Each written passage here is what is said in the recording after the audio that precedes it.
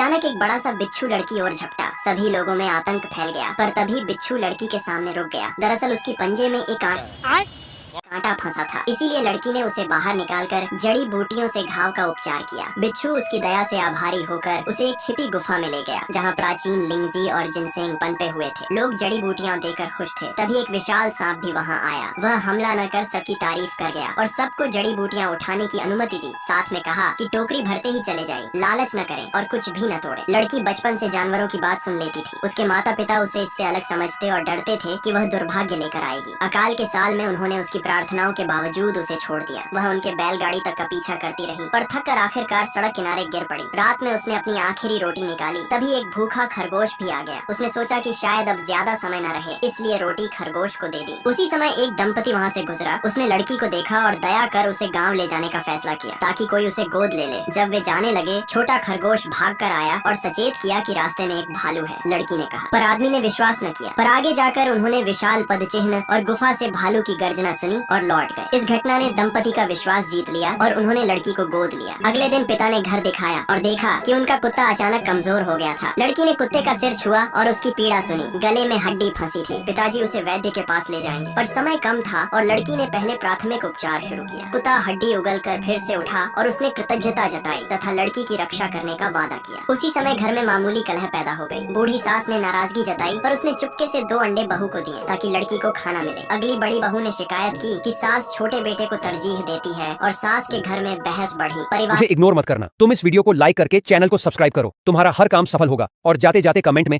मेरे प्रभु श्री राम का नाम लिख। विभाजित होने लगा और बूढ़ी महिला को घर से निकाल दिया गया। दंपति के लिए यह मुश्किल था, क्योंकि पति बीमार था और पत्नी अपंग थी। वे सोच में पड़ गए कि अब परिवार कैसे चलेगा। उसी समय लड़की ने बतखों को सुन लिया, जो कह रही थी कि पूर्वी नदी में मछलियां हैं, कुछ पकड़े तो पेट भर जाएगा। यह जानकर लड़की ने पिता को नदी पर ले जाकर मेंढक से पूछा। तब मेंढक ने बताया कि मछलियां नदी मोड़ के घास के ढेरों में छुपी हैं और वे हॉथोर्न के गिरे फल खाती थी। लड़की ने हॉथोर्न इकट्ठा कर पिता से उसे चारा बनवाया। लोग उनका मजाक उड़ाने लगे कि मछलियां खट्टा फल नहीं खाएंगी, पर टोकरी डूबते ही मछलियों का झुंड पकड़ा गया और बर्तन भर गया। अन्य लोग भी हॉथोर्न से चारा बनाने लगे, पर लड़की ने कहा कि यह आखिरी समूह है और प्रयास करने का कोई मतलब नहीं। वे घर लौटे और बड़ी कड़ाही में मछली का सूप बनाया। बूढ़ी महिला भावुक हुई और सोचने लगी कि अकाल में मछली खाना अब सच हुआ है। खुशी के बीच घर की महिला अचानक तेज खांसी करने लगी और बेहोश हो गई। गाँव का वैद्य आया और बताया कि उसकी फेफड़ों की बीमारी पुरानी है और बिना 100 साल पुरानी लिंगजी और दुर्लभ जड़ी बूटियों के वह 3 दिन से अधिक न बचे। नायाब जड़ी बूटियां ही उसकी आशा थी। उसे बचाने के लिए पति लड़की को पहाड़ों में लेकर गया। घंटों खोजने के बाद भी कुछ नहीं मिला और थक हार कर वे खाली हाथ लौटे। तब लड़की ने जानवरों से मदद मांगी। उसकी आवाज पर कई जानवर इकट्ठे हुए, यहाँ तक कि एक सांप भी उसकी पुकार का उत्तर देने को तैयार था। वे सभी उसकी मदद करने निकले और जड़ी बूटियां ढूंढने में मदद की।